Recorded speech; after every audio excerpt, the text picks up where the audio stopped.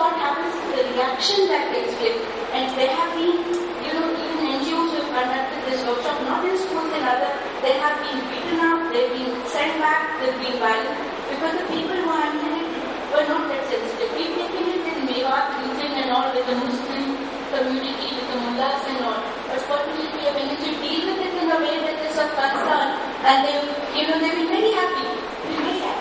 So the sensitivity in an extremely traditional society, so that the baby doesn't get thrown out of the bath or the need. And also it has to be integrated. Policy related to the 11th 5-year plan, the youth chapter, it's actually cross-cutting. There's also the youth affairs, Ministry of Youth Affairs. What I'm basically saying is that there are, we were talking about standards and things, the first thing. I think to work with youth, there are several standards and things across ministries, and I think we should explore all of those rather than focusing only on the educational sector. And it's been a non-starter in the health sector. Hardly anything has happened. And I think the point that she was making about the out-of-school kids, community-based strategies, I think is extremely important. How we talk in India.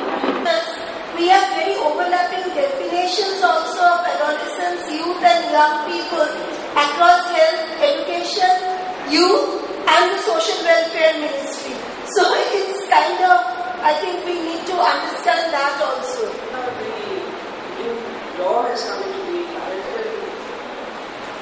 new enforcement and law. The government's put into place all kinds of structures, the child protection units and all that. So what has happened? There's been, they were not finding any follow-up cases as child marriage going on. Notice the Hindu blog, within 15 days there were detailed rape and murder. So when I was informed about this thing, we are taking steps like asking in RTI what is the Balika Samruddhi Yojana is doing for these things, for adult education and the nutrition part of the thing. And there was the NRHM RCH phase 2. This out of school adult education on sexuality is also included. So we are trying to get into these things that how we can make state accountable for this type of incidents in Odisha. This is as part of the adolescent education.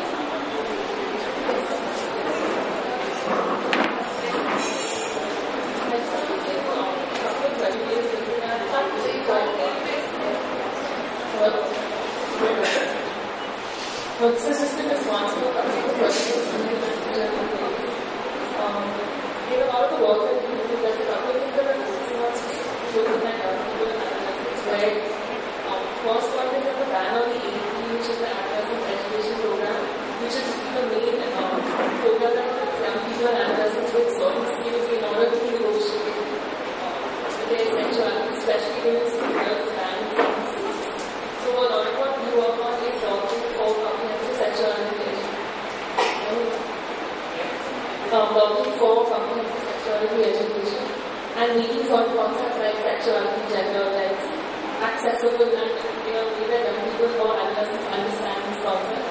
Whether it's using different mediums like music or theatre, whatever is most pertinent to students especially. As well as dialogue at different levels with different kinds of stakeholders, whether it's school teachers or educators or curriculum settings like the NCERT. And we looked at some of the manuals and the training manuals for teachers for the CSE in schools, where it's completely based on biology and anatomy, doesn't look at certain issues of gender and sexuality that need to be addressed. And the second response to what you said about abuse, statistically, most of the abuse that happens at home. So, how are you putting systems into institutions like school that will deal with abuse not only in school but even outside school?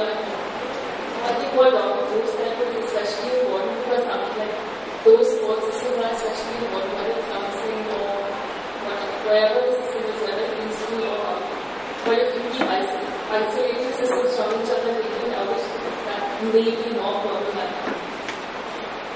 And I think because the last 2 days, this general purpose of this today meeting is we should take, I think that such legal interventions, which will have systemic and policy impact. Because some of the cases, nevertheless, are very interesting and they have a lot of benefit for individuals, very good for medications.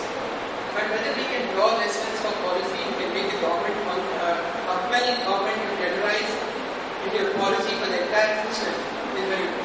Otherwise, there are so many things like that we need to be sort of busy the world with the trees for the words.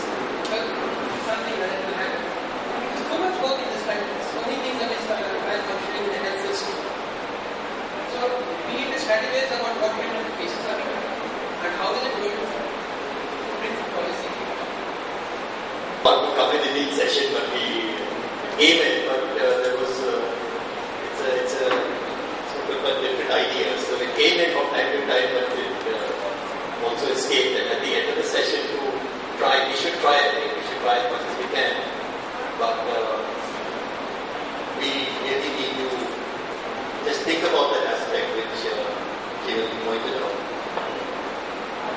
No, I was thinking about this adolescent business. I think what we should probably do is ask for an account of what is being done for adolescent rights in the last whatever period, how much money has been spent, on what, and with what indicators, what quality what is it showing us that money has led to, what sort of outcomes.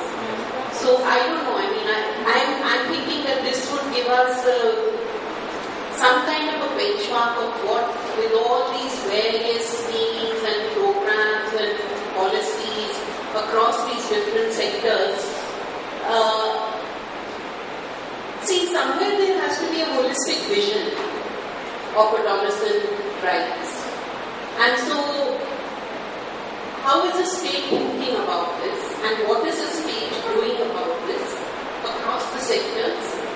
And, we should ask for an account of that, is my point. Policies or guidelines that the government has made under various issues, and we can file specific guidelines applications asking for the specific questions that what you said, what you are communicating that you want.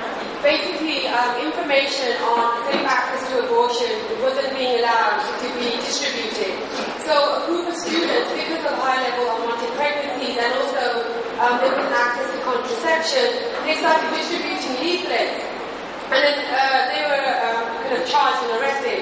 So these were students distributing leaflets and information where